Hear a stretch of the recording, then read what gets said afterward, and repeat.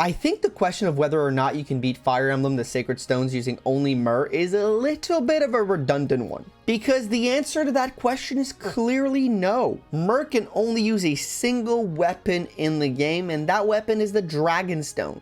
And there's only a single copy of this item available throughout the game. It also only has 50 uses, so after 50, you're done. And you can't repair it unless you use some glitches or cheats, but it's not repairable in any legit way. And I guess you could make the argument that I should make Dragonstones available like any other weapon in shops and armories. And while that is not a terrible idea, I think the run would be as redundant and would lack quite a bit of suspense, because I'm pretty sure the answer to that question would be yes. But despite all of that, a lot of you guys have been asking for Myrrh in the comments. You guys want to know how it's done, how it could be done. So I decided to make the run happen, even though it might be easy. However, since it's our 5K subscriber special, I decided to add a little bit of a twist to make it a little bit more, special. So instead of figuring out if you can beat Fire Emblem the Sacred Stones using only Myrrh, I decided to find out how many Dragonstones it would take for Myrrh to beat Fire Emblem 8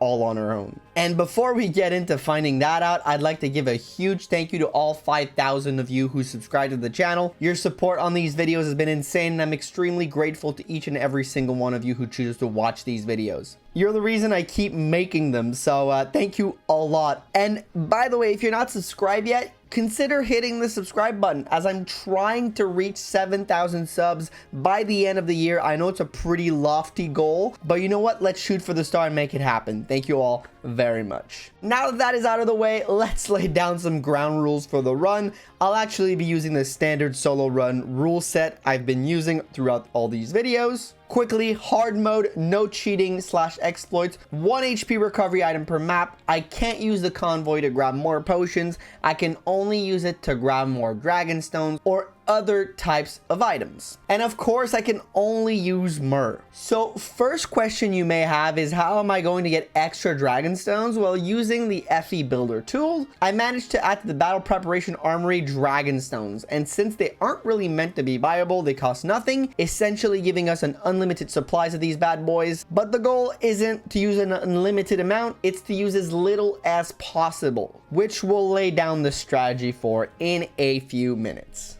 I would like to begin by showing you all why Myrrh is just such a dominant character in this game. Well, it's not because of her base stats, because they're pretty mediocre. And it isn't the fact that she can promo, because she can't. So she only gets 20 levels. All of Myrrh's impressiveness lies in both her growth and the bonuses she gets from the Dragonstones. First off, her growth are the highest in the game in most stats, except for luck and resistance, which are her two quote-unquote visible flaws. I wouldn't even call them flaws, but they're the lowest she has. She's generally set to max defense for sure, with 150% growth, and can be very close to maxing out strength and skill with both 90% and 85% respectively. And she should have pretty decent HP and speed to boot. Quick aside for those who don't really know what it means for growth to be above 100%, well, it simply means that you always get 1 point in that specific stats, but there are chances you get to hit a +2 sometimes. There's a little bit more to the calculation, but it's not super relevant to the scope of this video.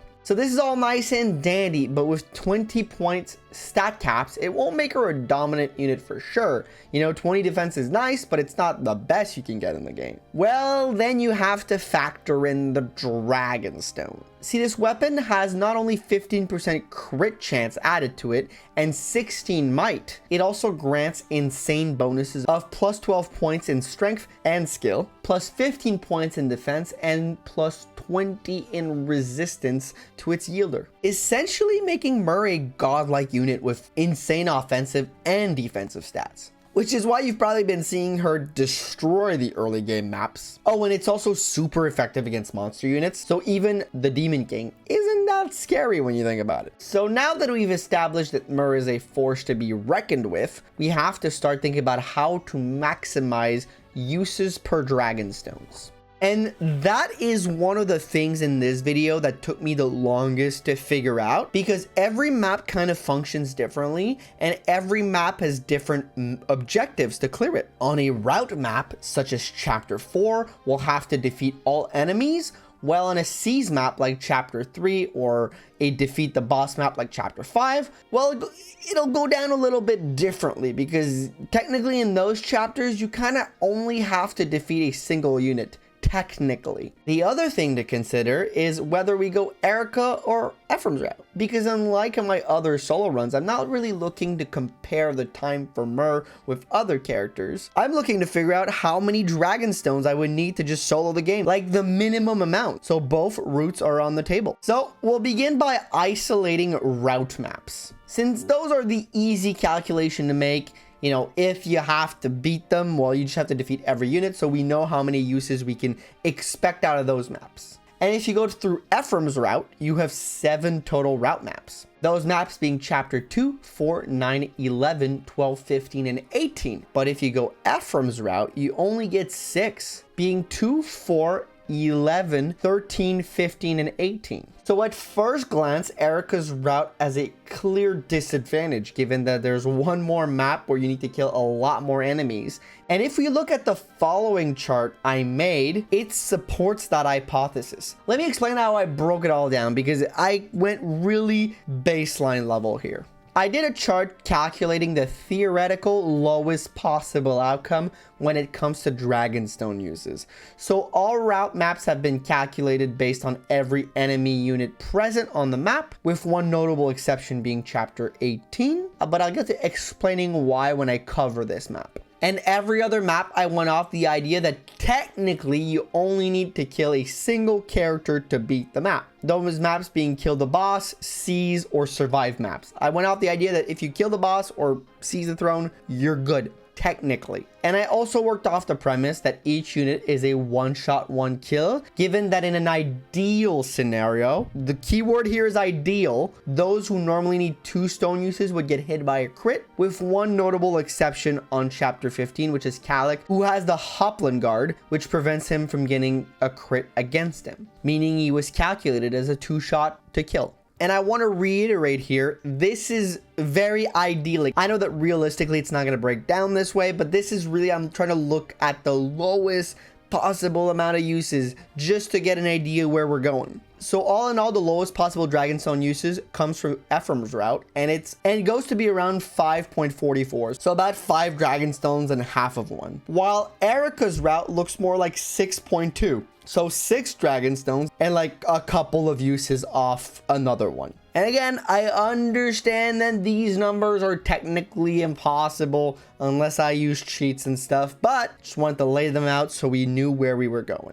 And the goal of this video is to figure out how close I can get to the lowest possible results. So let's start talking about strategy and what you've been seeing on screen. And in those early maps, things are pretty straightforward. Most of them involve kiting around the brunt of the enemy, as you may have seen, to directly go for the boss if possible. And you've also no doubt noticed I tend to ignore range attacking units on non-route maps. The reasoning behind this is that there is no reason to kill them and waste a Dragonstone use unless they are blocking an important path. And you'll see me do a lot of these tiny acts of micromanagement as the run unfolds. You'll also probably notice that I'm pretty confident as to where I place Myrrh at all times during this run. And the reason behind this is because there wasn't a single run recorded for this. I must have done both routes at least 5 to 10 times each. It's been an insane couple of months trying to get this video out for you guys. I am going insane and I cannot see Myrrh's animation anymore. I'm tired. But moving on from that, the final thing you've probably seen me do is skipping a lot of the villages. And later on, you might see some chests being skipped too. This is because while these items might be nice to make Myrrh more consistent against the final boss, it usually causes a detour where I'll be forced to use more stones than I'd like to on these maps. So unless the item is basically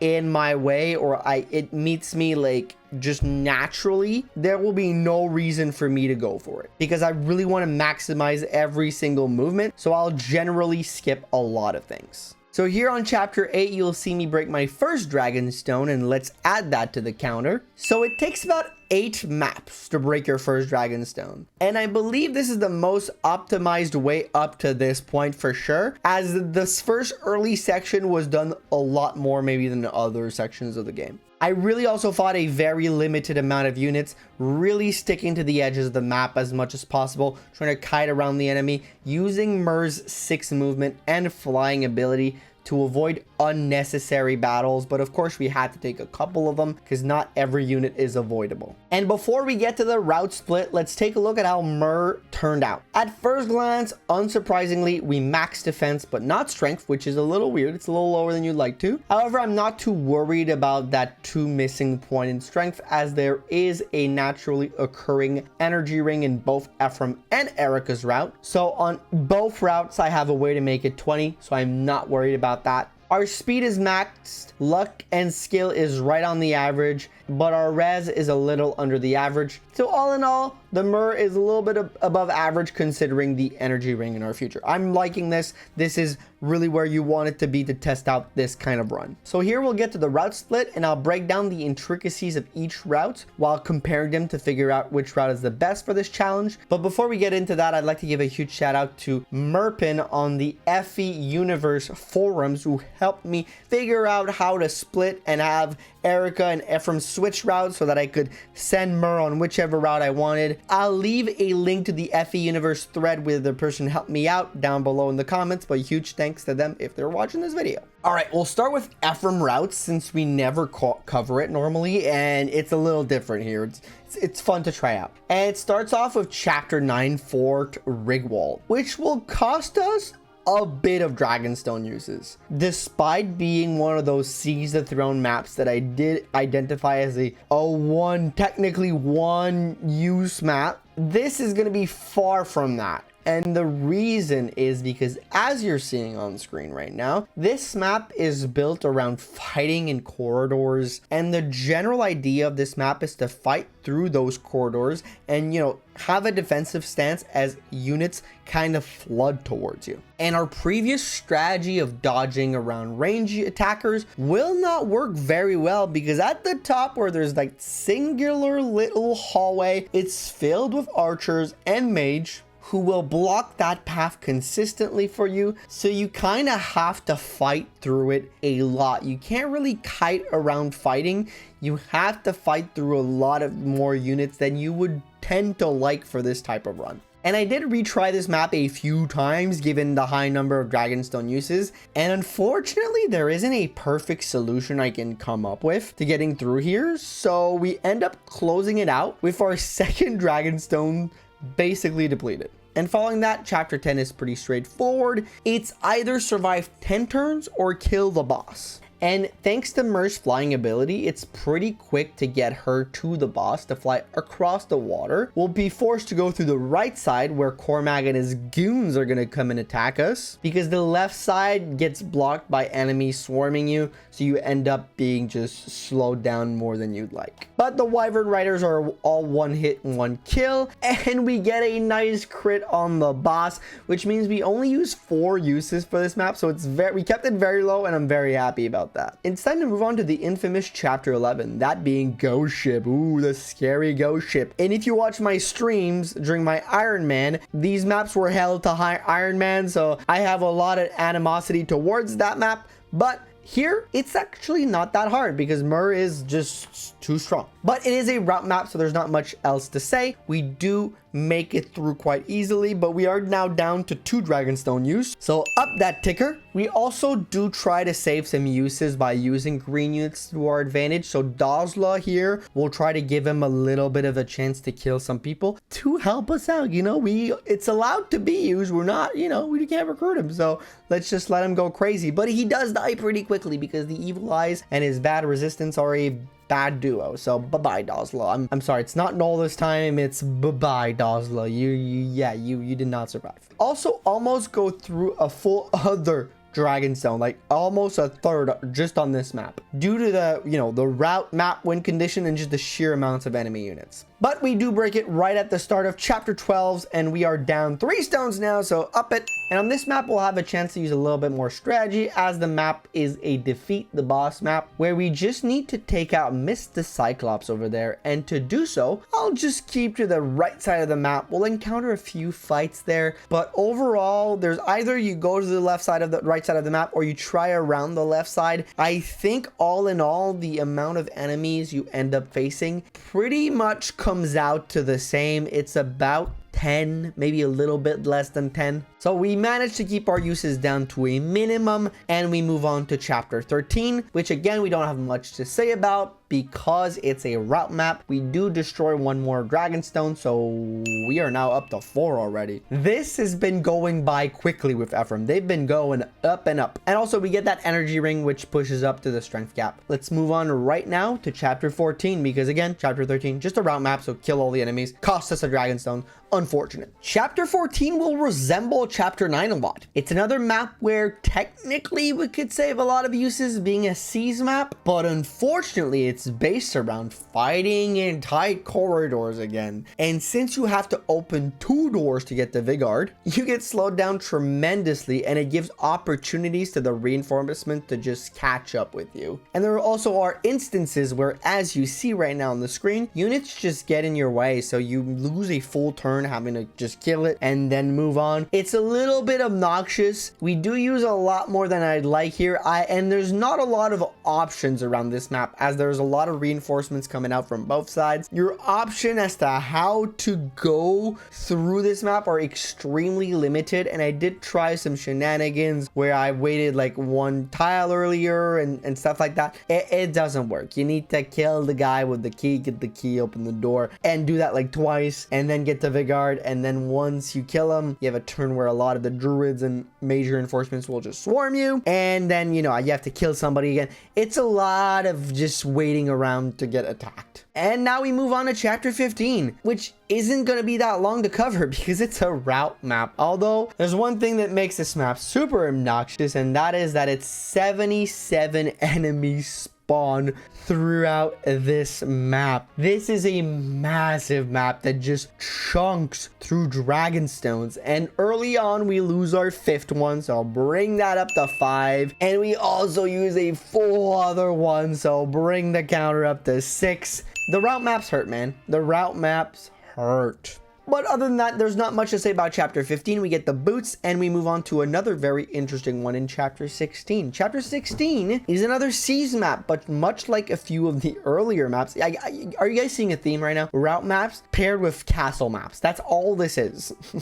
But we have to fight through those Dorn corridors, which whether you go up top or down below, I do choose down below here ultimately. There's not a lot of options given that there's a lot of reinforcements and there's a lot of mage pairs in those corridors, so they won't attack you directly. They'll always range attack you, so it always tends to block your way. But if you got the bottom, the one advantage you have is on the right hand side. There's a little bit more maneuverability you have because of the side of the 2 corners, where there's a lot more space for you to move around those range units, which allows us to technically fight a little bit less than on the left side, which does end up becoming a little bit more of a clusterfuck very quickly. But we do end up fighting a little bit more than I'd like to ultimately, because of all the units that will just block your way and slow you down once again. But we eventually break through and move on to chapter 17, where for once it's very easy because we have a clear line to Leo number 1, thanks to the higher movement we have from picking up the boots. So we can just make it straight for him and never fight anything else and make this map happen in 1 turn. We finally have a 1 use map. Let's go. I guess it's 2 because we did not crit Leo, so I mean it's close to 1 use. So we avoid any extra fights, and that's great. And then we have chapter 18, which we did talk about a little bit earlier. I did tell you guys that there's something about this map, and it's super interesting and quite important in our general strategy. See, this map is a route map, so logically you might be thinking, well, you just have to kill all the monsters. It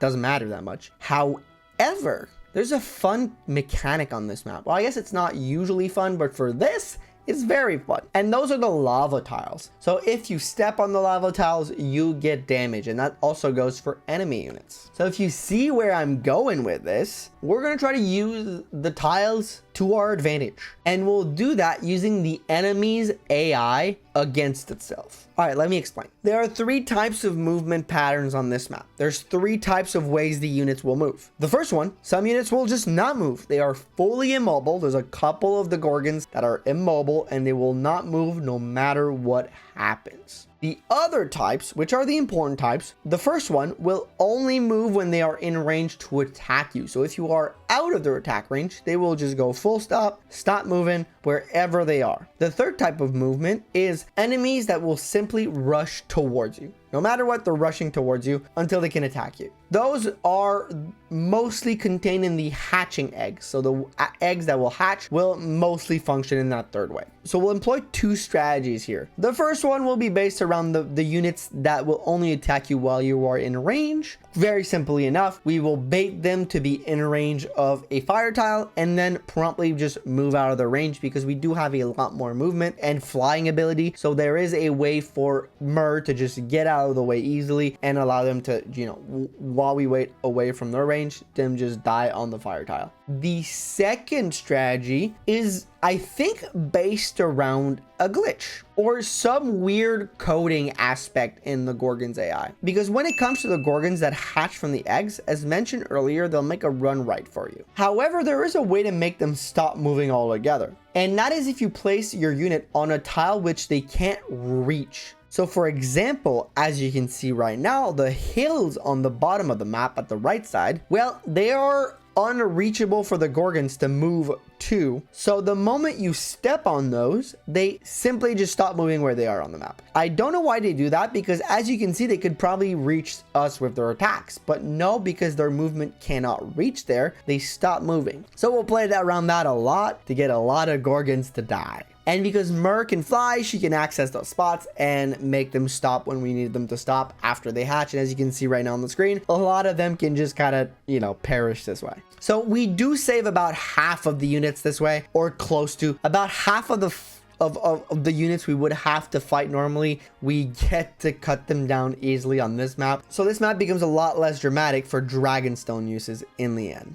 With that being said, we do break our 7th Dragonstone here. So we're up to 7 gone in the bank with 3 maps to go. So once we're done with this, it's time to move on to chapter 19, which isn't hard per se, but it did have a chance to be a 0 use chapter. My thought process here is if Myrrh had just 1 extra point in Constitution, and that is before picking up the body ring on chapter 15, we would be able to just pick up Mansell and sit on the throne and be okay. But in this case, even with the body ring, she doesn't have enough Constitution to pick him up, so we have to kill Reeve to avoid using too many Dragonstones. Since if Mansell dies, it's a game over, so we got to kill Reeve quickly. So we make it to him, but we do end up using a couple of Dragonstones to get there. So on chapter 20, we avoid a lot of fights by going from mountain to lake to Morva. It does help out. We do fight a couple of gargoyles and evil eyes here and there along the way, but the gist of it, we kind of keep the fights with our Dragonstone to a minimum. I think the most we use is the reinforcements just running at us after we've killed Morva and have to wait before we can capture the fort, because it's a siege map, so we have to wait that extra turn, which kind of sucks. If it was only a kill the boss map, it'd be so much better, but it isn't. But yeah, we attack Morva, we attack him around, and we even get a crit, which is nice. But as you'll see, we end up finishing the map with 5 uses of the Dragonstones, meaning that right on the following map, we'll break it on the final map. We'll be on our 8th Dragonstone, and this chapter is extremely annoying for that, because the sheer amount of skeletons that just swarm you cause you to use so many more Dragonstones than you'd like. But not only that, it's actually kind of a challenge given that the stone users kind of have a pretty good hit rate on Myrrh. The zombie dragons hit a lot, and Leon's not actually quite half bad against her. So there's kind of still a challenge of beating this map. And while it might feel like an easy map to just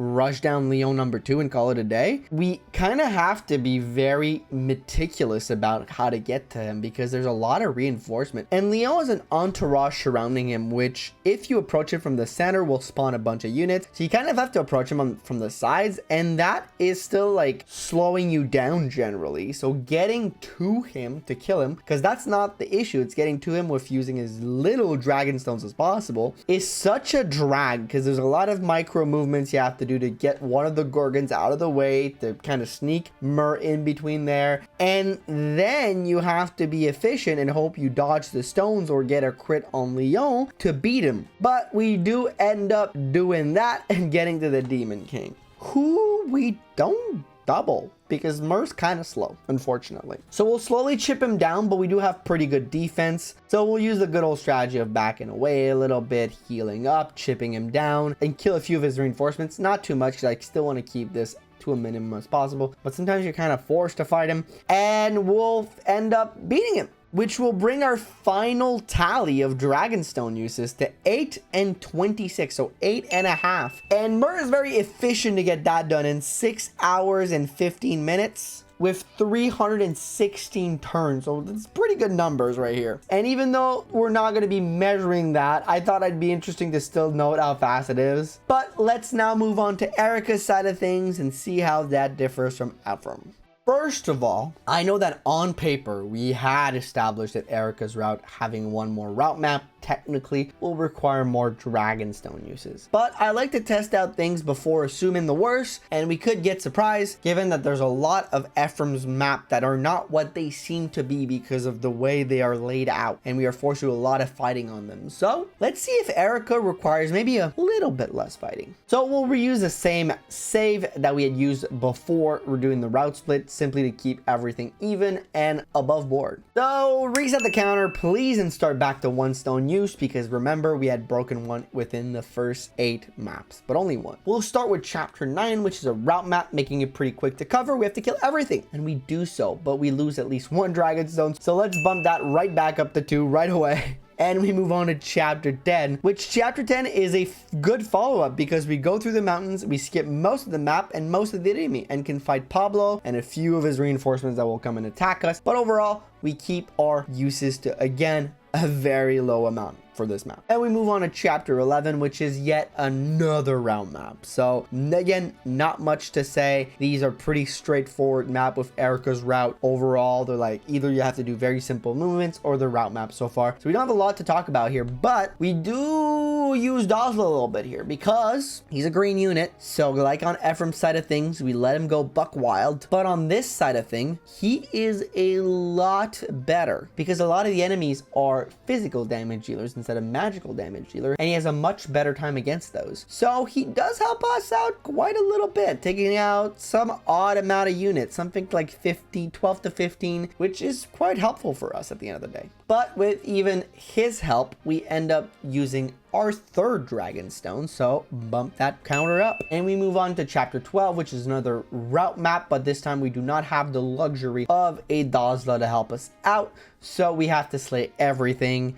and we make it through our 4th Dragonstone, so ding again. And we move on to chapter 13, where we'll take quite a unique strategy here. See, much like Ephraim's route, there is a survive map on Eirika's side of things, and it could also be quickly won by simply beating the boss. However, there is a caveat here. The way to the boss is filled with enemies on this side of things, which means that unlike Ephraim, we won't be able to get away with clearing the map using less than 5 Dragonstone uses. We'll have to use like 10 to 15 easily because there's a lot of reinforcements on this map. They will block the way because there's a couple of range guys. It does force us to do a lot more kiting around and running around, which does increase our likelihood of using Dragonstones, and we want to avoid that. And I'm trying to use as little Dragonstones as possible. So the ideal thing with this map would be to use no Dragonstones at all. Well, I mean, with every map it would be, but with this one, it's actually possible. So what I do here is I complete the map with the intended objective. See, I simply unequip my Dragonstones, and I then have to just survive the 11 turns. And yes, I know that unequipping the Dragonstone does affect Myrrh's stat a lot. Even without this, her bases are good enough that if luck goes slightly your way, it's an easy victory, and we conserve all our Dragonstone uses. So we can move on to chapter 14 and stay where we were exactly. So that's great. And chapter 14 is actually a map where we'll encounter the same problem we did with Ephraim's route. That being a map with small corridors you have to fight around, and this is the only one on Eirika's route. So we take the fight through the small corridors. We have the reinforcement of cavaliers that do catch up to us. Unfortunately, because we don't have the boots yet, so we can't outrun them. They will catch up to us eventually. You have to open doors again. So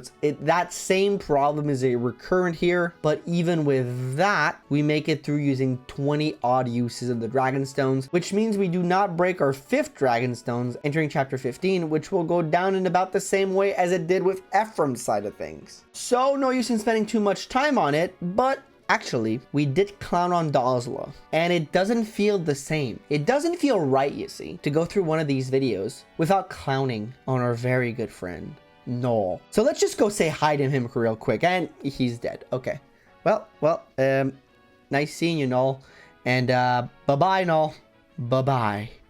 Okay, we make it through Dragonstone 5 and 6 here too. And I can already see you type in the comments. This doesn't feel very different from Ephraim's side of thing. We are down to 6. However, there is a significant difference. And that is in the when the second Dragonstone breaks on this map. You see, with Ephraim, it was a lot sooner. So we did use a lot of our 7th stone a lot earlier. While with Eirika, as you can see, there's only a few units left on the map. So we're doing better time, weirdly enough. We are using less Dragonstones so far. And let's talk about chapter 16, because while you may think it's the same as Ephraim's route, it's actually a completely different experience on Eirika's route altogether. And that's because of the start location, the way the enemy AI functions, and how reinforcements functions on this map. So I pulled up these graphics from the Triangle Attack website. As you can see, there are 2 rounds of reinforcements for Ephraim's route side of things. One earlier when you pass either the door on the left threshold or the stairs on the right, and then one on the same spot where it would be for Eirika normally. So Eirika's route gets less reinforcements nipping at your heels, and also less enemy units attacking you or going towards you, because on this map, as you can see right now, there's only a couple of units that will attack you before you pass that threshold. It's these 2 mages, and then 2 fighters, and then 2 mercenaries. 4 of those can be taken out quickly, and the 2 mages, you can kind of kite around them, around that elbow corner where I was talking about with Ephraim earlier. And once you kill one of the knight, you can quickly go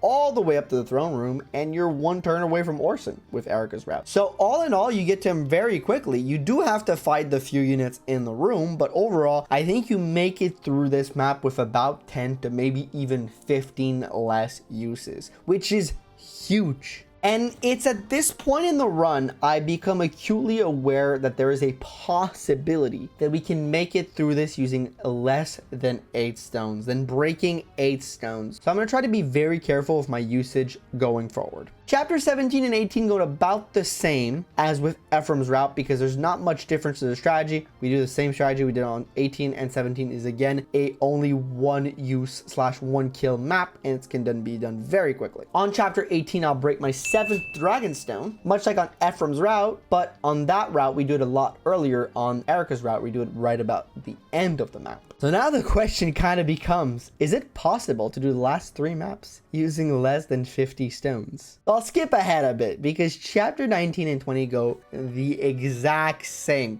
routing, same amount of kill, same amount of use. Maybe a crit here or there on 19 makes 1 or less use, but generally it's the same. So there isn't much to talk about. We get the final map with 26 uses. So between those 2 maps, we're forced to use 24 uses, which is a lot more than I like, but it's kind of what you have to contend with on these maps, because they're maps with a lot of units and a lot of units that can reach you very quickly. And I think chapter 20 is as optimized as it gets. Chapter 19, I think it is too, but maybe there's a little bit of something that can be done there. Moving on to the final map. But again, this map, as I said earlier, is kind of a mess for Dragonstone uses, because there's a lot of fights you're kind of forced to take where you're like, I think I should be able to avoid this fight, but the game says, nah. So you have to go and do those fights. It's very annoying. 26 uses for this is very little. So we'll need some luck on our side. The crux of it will require us to avoid most of the skeletons. So the first thing I do is I put Ephraim down in the bottom left corner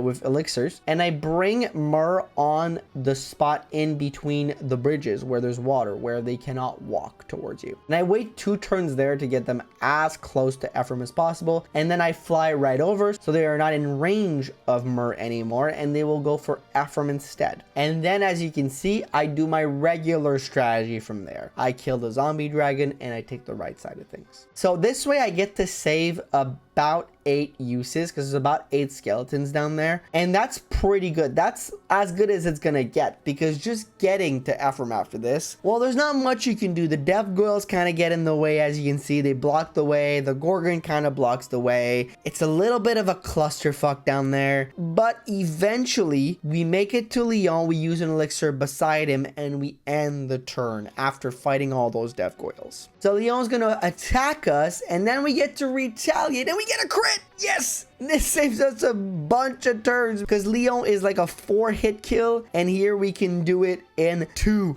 That's awesome. That's 2 uses safe. And now it's time for the Demon King, and we only have 11 uses. So technically, this should be possible. We may need a little bit of luck. All right, so we first hit him for 44 damage, no crit, 10 uses left. Luckily, Myrrh dodges that first hit, and the Demon King spawns in reinforcement. And, it's an interesting spread on the map. I spy with my little eyes no zombie dragons, a lot of range units, and not a lot of possibilities to die, because here I dodge one attack so I can tank the Demon King. So let's attack him again. And we get hit, but we know we can survive the second hit. And between all the range units, I shouldn't be using any much more stone. Well, there's this dog over here, but overall, all right, it turns out I was right. They're all range units. All right, we get to finish him off. And holy heck, we did it. We got better numbers on Eirika's route using only Myrrh, with 7 uses left on our 8th stones. So I guess it takes 7 Dragonstones to beat FE8 using only Myrrh. Well, I guess that's kind of a stretch. It's more 7 stones and 42 uses or something like that. But hey, we did it. It doesn't matter. We did it. Through and through, we managed to make it with using only about 1.5 stones more than what I had calculated for the lowest possible outcome. I think we kept our usage of the stones pretty tight, and we managed to be quite efficient with every kill. And of course, the final tally is a little dependent on a lot of factors, including crits and how we route on each map.